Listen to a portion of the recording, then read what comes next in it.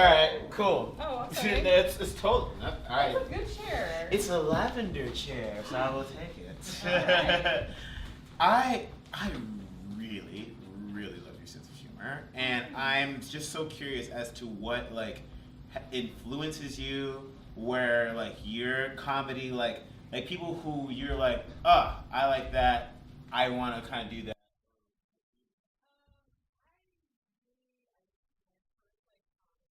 Inspiration was like Richard Lewis, Mhm. who's like this raving, like kind of depressive guy, but he's trying to work stuff out. He's trying to work through it, like taking the anger and depression and just kind of making it funny, and along the way, not killing yourself. That's inspirational to me. For sure. And I really like Emo Phillips, Mhm. king of the one-liners. Love Emo Phillips so Oh, that's much. great. So when I started writing jokes, I would write these really short, just really punchy one-liners. But I don't want to. For me, I don't want to just do one-liner, one-liner, one-liner. Sure. So I try to build around them and then connect them so that they all make kind of good sense. But I like the writing aspect of keeping it really tight. Sure, and it's so because you have so many great punchlines, like they just come again and again and again and again. That's insecurity. It is because for me, I was just talking with another comic earlier about how like I wish I could do the storytelling thing where I'm just like, I hope this pays off at the end after I've talked for a couple minutes, and I can't do it. I can't. I need to build it up to where I can be okay with the audience not laughing for too long. Well, yeah, because there's fear in. I mean, I would imagine. I mean, I'm not a comic. I tried it like once or twice, and it's the scariest shit. So it's not for me. But like, I imagine in the storytelling aspect, like when you're just telling a story and no one, it's like, are people still listening to me? You know? Right. I feel like I have to earn every second I'm on stage, and if they're not laughing, then I'm not earning it. Sure. Yeah. Yeah. How long have you been doing stand-up? I'm like 3.5 years. Not too long. Like that feels like a long time, but for like people who've been in it, they'll be like, "Oh, you're still a baby." Sure. So you're like a baby until you're like 5 or something years in, I guess. Sure. Well, I mean, because there was, I don't remember the specific link you sent me, but there were so many great clips on YouTube, and just speak on some of the experiences that you've had. Let me think. The one I sent you was the Trial by Laughter, and that was this regional Comcast show that I just submitted to on a whim because I was thinking, well, someone's gonna have me on something, so you just send things to people, and for whatever reason, they let me do it. Everyone else had all this experience, and I ended up winning the first episode of the season. It was like 5th season or something. It's not like a big deal show. It's like a little like Indianapolis within a certain area. It's like the current, like however far you can hear the current. But it was a good experience, and I think I had TV Takeover. I was on one of the TV Takeover shows that PBS or TBT did. Like 2 years ago, I think, and that was a lot of fun doing stand-up for like a live audience that was just people standing. Like the difference performing comedy for people sitting versus standing is so vast. It's like, give them chairs. Oh my god, make them sit. I've never even heard of that. People just standing and listening to comedy. I feel like that's something that happens like a Dane Cook show or something. Yeah, I mean, well, I think they do that at First Avenue too. Like, I think I haven't done any First Avenue shows yet, so I've heard that people stand. Sure. Yeah, but that seems like just ludicrous to me. I don't know why that seems so weird. But another thing I loved about your set too is like, I mean, for example, like the Kanye and the booty hole joke. Like that's such a recent thing that's occurred over the last like 48 hours. Yeah, I didn't write that. I just said. No, of course not, of course. But like, I just love the fact that you are current enough and you're keeping up. Like you strike me as someone who is keeping up with things day to day. Yeah, it's terrible. I have a bad habit. I have a bad habit of keeping up with pop culture. I don't watch the Housewives shows, but I know too much about it. And like I read Oh No They Didn't, which is this. It's a live journal based celebrity gossip site, and LiveJournal. I'm on LiveJournal every day in 2016. But that's where I get that stuff. Like, I caught up on the Kanye stuff and his deleted tweets. Yes. So many. It's like, so many of them. It's like, we got you. We got you. And we got it. Everyone, like, Snapchat people screen cap. You can screen cap the Twitter rants. Like, Kanye, come on, we got you. Come on, stop it. We hear you. What I love about that is that, like, he went through, like, a almost, like, 20 tweet rant, and it took Amber Rose one tweet to be like, oh, you like it in the booty, and it's like, bam, you're shut down. See, it's the power of comedy, man.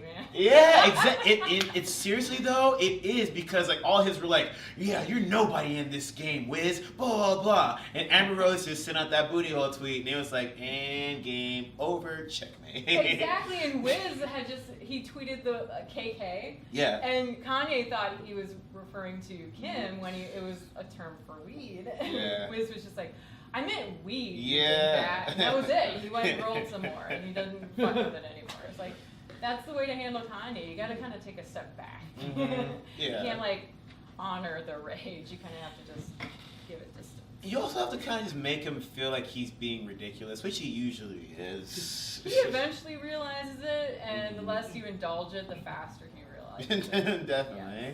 So tell me, like, what is coming up next for you? I'm so excited. Like, I have to say, like, I'm a small, like, I'm a fan of yours. Aw, Like, okay. I seriously am. Like, I really am. And it's when I met you at Think Fast, like, because that was a late night, and I didn't know what to expect from that night. I don't know if Sid's here still, but like, yeah. I was like, I don't know what to expect from this at all. But you were so funny that night. I don't even remember being funny that night, to be honest. Well, you were. I remember like getting out there and be like, I don't know what. Like, whoever wrote my prompts, I don't know what. And that's what I remember. They weren't very.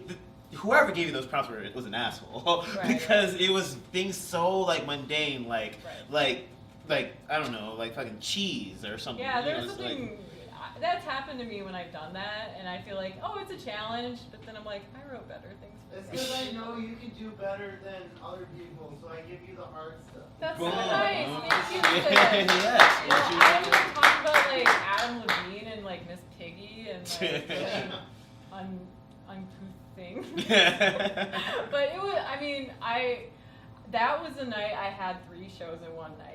I had a show, like I headlined a fundraiser out in Eden Prairie, then I had Think Fast, and then I was here for a lip sync battle. I remember you saying that actually. Yeah, I didn't know they did lip sync battles here. I was like, they have lip sync battles here? Yeah, Fearless Comedy does a lip sync battle. I think and they fundraise, and I did REM's The End of the World as We Know It, which I thought I had it. I'm like, I have it, and then immediately I didn't have it. Like, as soon as I got out, I lost it, and someone had told me, just keep moving so they don't see your mouth not moving. So I was like spinning around in circles, and then by the end of the song, I was back here, I had collapsed, and I was gagging and coughing. And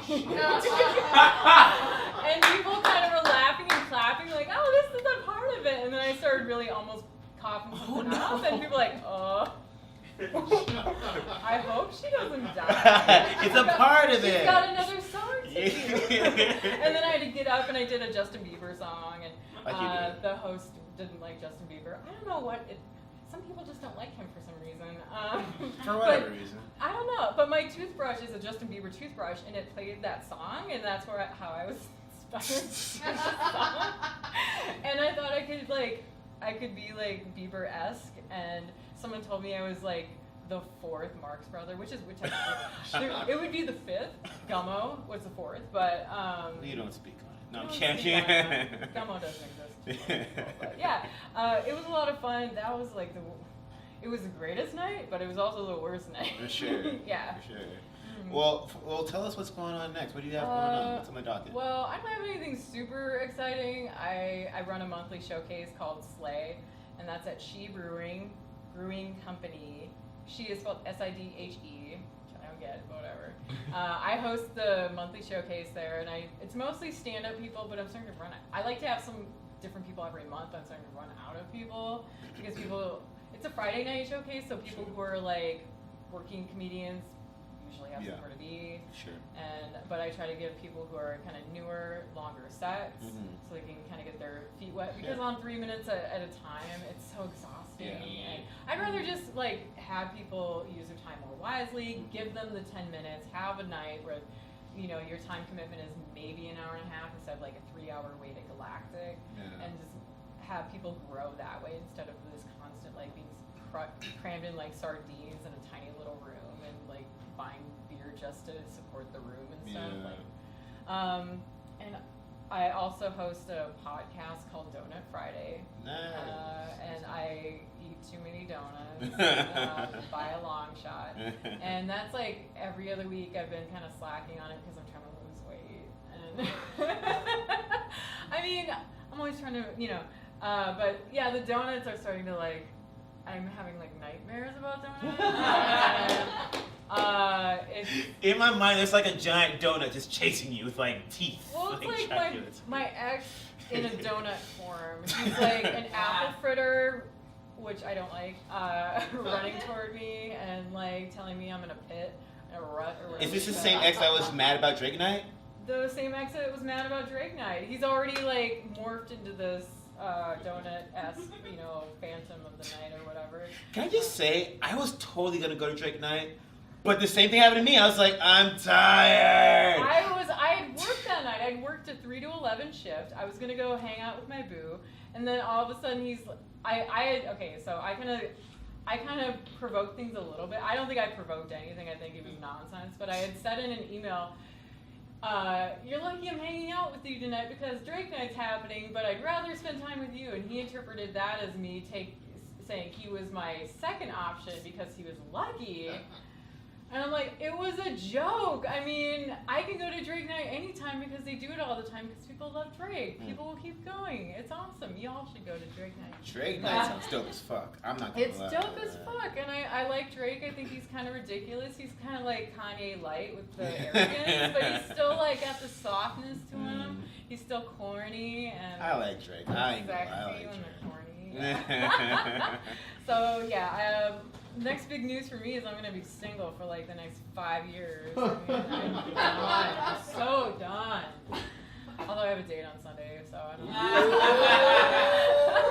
know. Brunch! Get the brunch! I drink my hollandaise out of the cup, so I don't know how. Big dog. I don't know what that means. Okay, I'm scared. No, but I have to say, like, I'm so excited to just keep following your career, and I really do think you're so good. Like, I really think you're so good, and I'm sure we're gonna have you back here at some point. And like, I'm excited for what's to come for you. Yay. So like, thank you so much for being here. Let's give a hand for Elizabeth.